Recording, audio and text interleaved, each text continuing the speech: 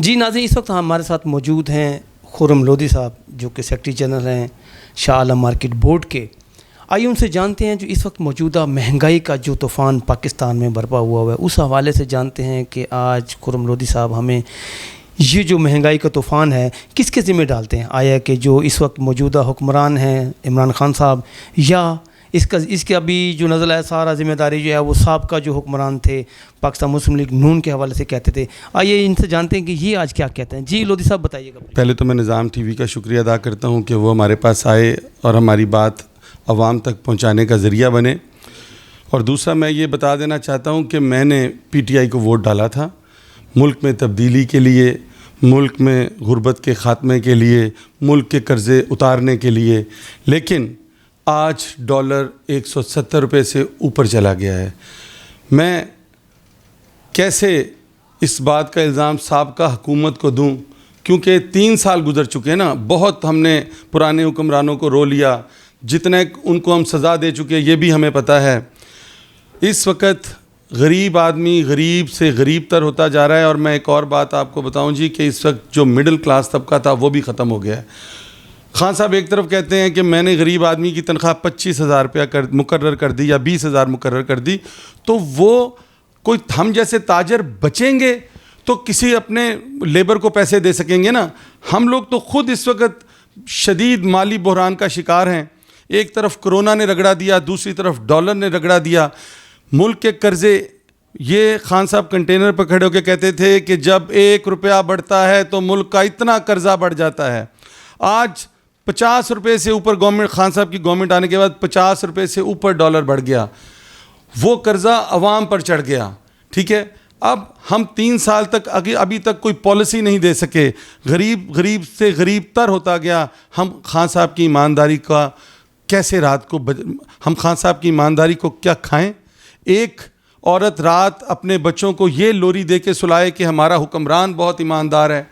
खान साहब खाली ईमानदारी से मुल्क नहीं चला करते, उसके साथ साथ कोई अच्छी मैनेजमेंट भी चाहिए थी। आप इस बात का ज़िम्मा अपने ज़िम्मे लें कि डॉलर 170 रुपया लाने में आपकी हुकूमत की नाअहली है। हम दूसरी पार्टी वालों को जवाब नहीं दे पा रहे। वो हमें पूछते हैं, हाँ भाई PTI वालों कहाँ खड़े हो, तो हम अपनी आंखें नीची कर लेते हैं। इस वक्त आज आपने एक पेट्रोल बम मारा, आपने एक 40% आपके दौरे हुकूमत में बिजली बढ़ गई। आप कह रहे हैं हम इंडस्ट्री चलाएंगे। हम कहाँ से इंडस्ट्री चलाएंगे?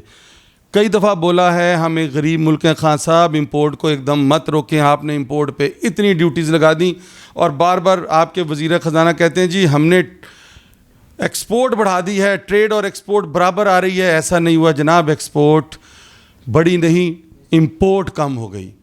और आपने इंपोर्ट पे इतनी ड्यूटीज़ लगाई कि गरीब आदमी को अगर कोई एक पेंसिल बाहर से हमें चाइना से ला के 1 रुपये की पड़ती तो पाकिस्तान में लाकर 5 रुपये की पड़ रही है।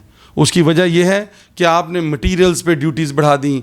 आप जहाँ पर हमें किसी कारपेंटर की ज़रूरत होती है वहाँ हम दर्जी तैनात कर देते हैं, जहाँ हमें दर्जी की ज़रूरत होती है वहाँ हम लोहार तैनात कर देते हैं। खान साहब हर इदारे में उस बंदे को लगाएं जिसकी वहाँ ज़रूरत है। हम मसलसल इदारों के साथ मसाइल का शिकार हैं। कभी हम टीवी पर देखते हैं चीफ इलेक्शन कमिश्नर का रौला शुरू हो जाता है, कभी हम टीवी पर देखते हैं चेयरमैन नायब की तकर्री का रौला शुरू हो जाता है। आज मुल्क अनस्टेबल हुआ है कि जी DG ISI की तकर्री का रौला। खान साहब हमें DG ISI से और आपको DG ISI से कुछ नहीं लेना।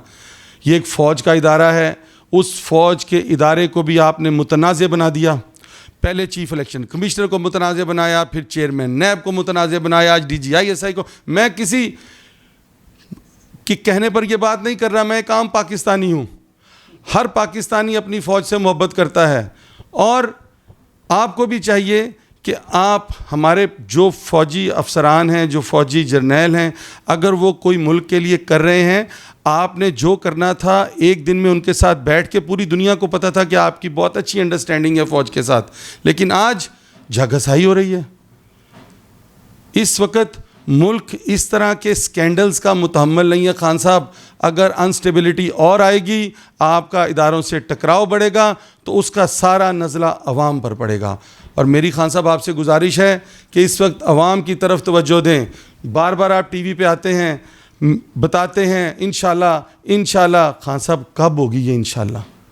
आप कभी इदारों से आम आदमी बन के जाके अपना काम तो करा के देखें इस वक्त। अच्छा लोधी साहब, ये बताइएगा, आपने कह दिया है कि ये मुतनाज़ा हो रहा है सारा निज़ाम, ये बताएं आवाम की बात करें आप सबसे पहले। ठीक है, मैंने जनरल सेक्रेटरी आप हैं यहाँ पर, लेकिन उससे पहले आप एक आम आदमी भी हैं, एक आम शहरी हैं, पाकिस्तान के शरीफ शहरी हैं। उस शहरी होने के नाते आप हमें ये बताइएगा, ये जो आवाम काम करने के लिए जब किसी डिपार्टमेंट में जाती है तो उसके साथ क्या सलूक किया जाता है? आपको भी पता है, आप भी ज़्यादा बेहतर जानते हैं क्योंकि ज़्यादा आपका तारुफ रहता है जी। इसके हवाले से बताइएगा। और दूसरा ये बताइएगा कि कौम इस वक्त क्या सोच रही है, कौम की नज़रें कहाँ पर हैं?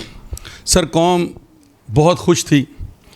आपकी बात ज़रा मैं पहले आप बीच में तसलसल टूट गया था। कौम बड़ी खुश थी कि हमने अफ़गानिस्तान में फ़तह हासिल की, पाकिस्तान ने हासिल की, पाक फ़ौज ने हासिल की। इंडिया की पूरी दुनिया में रुसवाई हुई, उनकी रॉ को वहाँ से बेइज्जत होकर निकलना पड़ा। आज हम उसको अपनी पाक फ़ौज को क्रेडिट देने के बजाय रोज़ मीडिया पे जो बातें सुन रहे हैं उससे हमारी दिल आज़ारी हो रही है। हम भूखे रह लेंगे, लेकिन खान साहब भूखे उस सूरत में रहेंगे ना जब हमें कुछ नज़र आ रहा होगा, जब हम सोचेंगे कि आने वाला मुस्तकबिल हमारे बच्चों का ज़्यादा बेहतर होगा। लेकिन खान साहब कुछ बेहतर नहीं हुआ, माजरत के साथ कुछ बेहतर नहीं हुआ।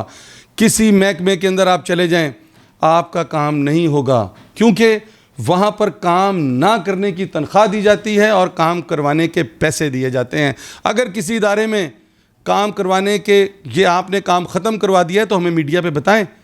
कभी खान साहब किसी थाने में जाकर देखें वहाँ कितनी मुश्किल होती है लोगों को।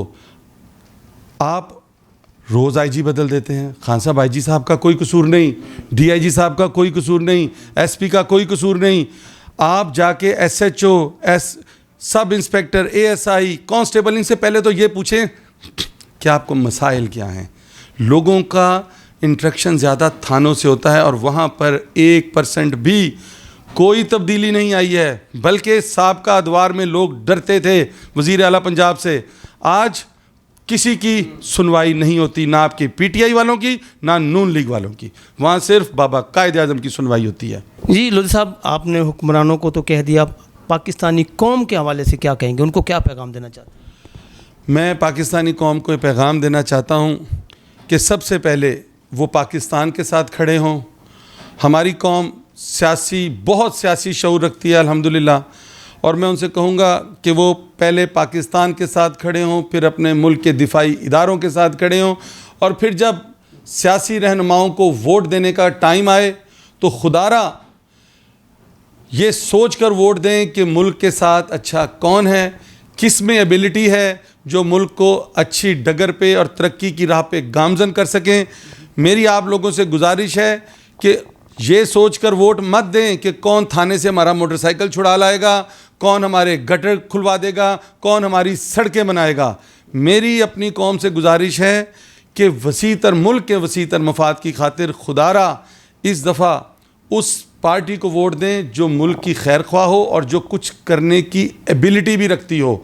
और मैं खान साहब से ये गुजारिश करूँगा कि खान साहब, पहले इलेक्शंस में हमने सोच लिया हुआ था कि हम आपको वोट देंगे, फ़ैसला कर लिया हुआ था कि हम आपको वोट देंगे, लेकिन खान साहब इस वक्त हम सोच रहे हैं कि क्या हम आपको वोट दें या ना दें। क्योंकि जब हम अपने घर के बिजली के बिल देखते हैं, जब हम आटे के नर्ख देखते हैं, जब हम तेल के जो घरों में खाना पकाने में इस्तेमाल होता है उसके नर्ख देखते हैं, जब हम पेट्रोल के खान साहब रिलीफ क्या दिया सर इस नए पाकिस्तान में, सवाए गरीब आदमी की तजलील करने के रिलीफ क्या दिया? सिर्फ एक ही काम रहा, मियाँ साहब को अंदर कैसे करना है। मियाँ साहब मुल्क से बाहर चले गए, चीफ इलेक्शन कमिश्नर ने क्या करना है, नैब के चेयरमैन ने क्या करना है। अब आपने दिफाई इदारों के साथ अपना एक कोई थोड़ी सी तनाव इख्तियार कर लिया। इससे खान साहब हम पूरी दुनिया में हमारी जागसाई होगी। आपकी मेहरबानी है कि जो भी मामलात हैं उनको अंदर बैठ के हल करें, चाहे वो चीफ इलेक्शन कमिश्नर का हो, चाहे नैब का हो, या चाहे मैं किसी इदारे के लिए नहीं, पूरे मुल्क के पाकिस्तान के लिए आपसे गुजारिश कर रहा हूँ।